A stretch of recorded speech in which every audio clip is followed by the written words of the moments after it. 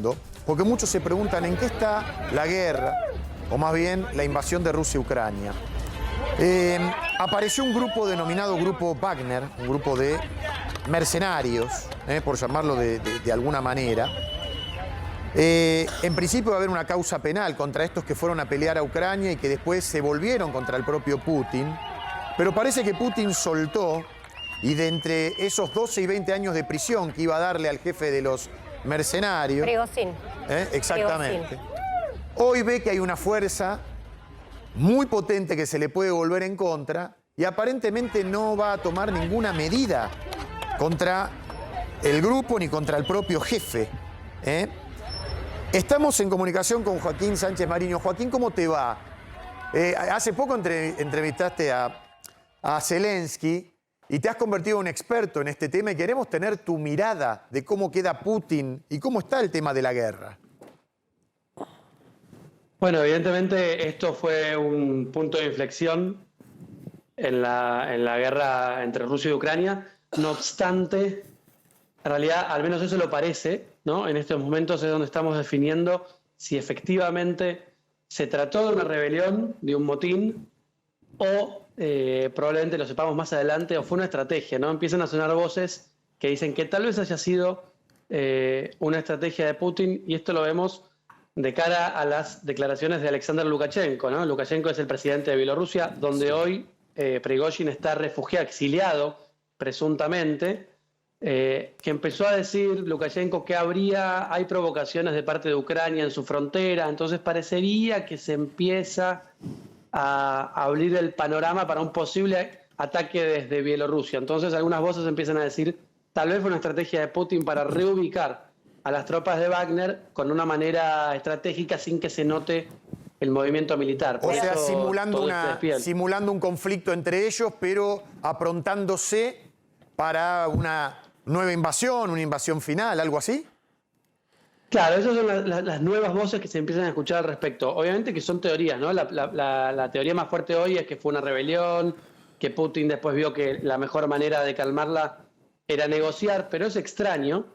Y por otro lado, en esta teoría que les cuento ahora, abre otra posibilidad, que es decirle a Occidente, una especie de manera de Putin de advertirle a Occidente, miren que si yo no estoy, a quien todos me odian y el mundo piensa que yo soy el mal del mundo, miren que si no estoy yo, puede caer el poder en manos de personas como él. Sí. Prigozhin ya habló del uso de armas nucleares tácticas, entonces podría, agita el fantasma de puede venir alguien que use armas nucleares. No, pero además, Joaquín, inició una marcha de Ucrania a Moscú, como si fuera Stalingrado. Digo, ¿no? Algo rarísimo. Entrar en el territorio ruso. O pretender hacer... Es rarísimo lo que hizo. Sí, y parecía que no había salida, ¿no? Ese día, esas 24 horas, parecía que eso se iba a terminar en un derramamiento de sangre inevitable. Joaquín, perdón, ¿cuál sería la estrategia? Porque, a ver, vayamos un toquecito para atrás. Prigozhin era amigo de Putin. De hecho, él durante la época de la Unión Soviética vendía panchos en la calle y después se le dio la concesión de un montón de restaurantes de la mano de Putin y el catering que hacía para el servicio militar. Ahí se hizo millonario. ¿Cuál sería la estrategia de Putin de hacer que un amigo íntimo de él o alguien que creó un ejército para protegerlo hoy esté en su contra? Digo, no entendería en qué lo puede beneficiar a Putin esto, más que debilitarlo. Esa es la primera lectura, lógicamente. Y es probablemente que no, o sea, obviamente que estamos hablando con supuestos.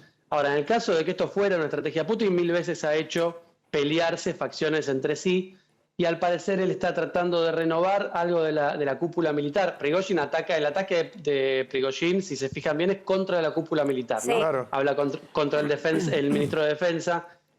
Que está usando la guerra de Ucrania para vanagloriarlo a él. Generando una interna, además, ¿no? Porque los mercenarios son pagos y Prigozhin es un multimillonario. Igual, Joaquín, Javier Díaz.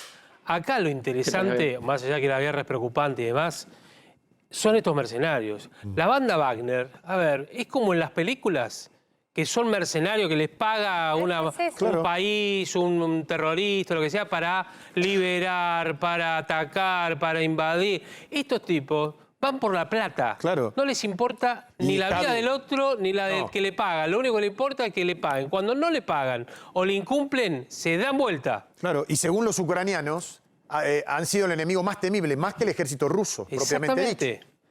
Desde ya, digamos, el grupo Wagner ha sido el ejército de choque más fuerte de Rusia. Yo he estado en la batalla de Bakhmut, mientras se daba la batalla contra el grupo Wagner, o sea que lo viví muy de cerca. A ver, contanos, ¿dónde estabas? Porque esto de yo estaba en una batalla suena fuerte. ¿Dónde estabas vos? Yo en el segundo viaje a Ucrania, en febrero de este año, febrero y marzo de este año, estuve en Bakhmut. Bakhmut fue el enclave fundamental de la última gran batalla, donde se presume que perdieron más de 100.000 hombres del lado ruso, que queda en la zona del Donbass. Bueno, por Bakhmut pelearon durante meses. Yo acompañé a un batallón de drones, a un escuadrón de drones ucraniano que trataba de combatir con tanques a los combatientes del grupo Wagner. Los acompañé en una misión, estuve a 1 kilómetro de las tropas rusas y se escuchaba permanentemente el bombardeo, salían permanentemente ambulancias con soldados ucranianos heridos. Fue una batalla, una carnicería, lo que sucedió en Bakhmut. Acá la duda que surge es porque, digo, para los que no somos especialistas en el tema y no estamos interiorizados del todo, ¿quién le paga? Siempre tienen trabajo porque en este momento es la guerra de Rusia contra Ucrania y necesitan que haya una guerra para tener trabajo, o tienen trabajo de todas maneras, porque me parece que de repente aparece de la nada un ejército privado o semiprivado o contratista del sector público y uno se hace todas estas preguntas.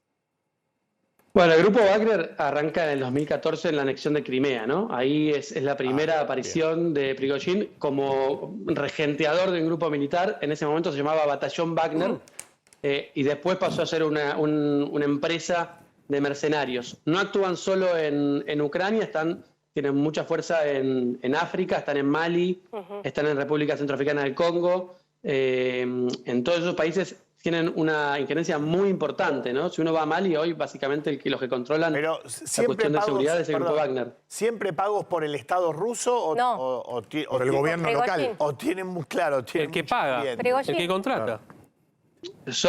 Prigozhin es llamémosle el CEO de la empresa, ¿no? Las distintos estados los contratan. En República Centroafricana del Congo, la estimación es que mueven plata el grupo Wagner por $1.000 millones.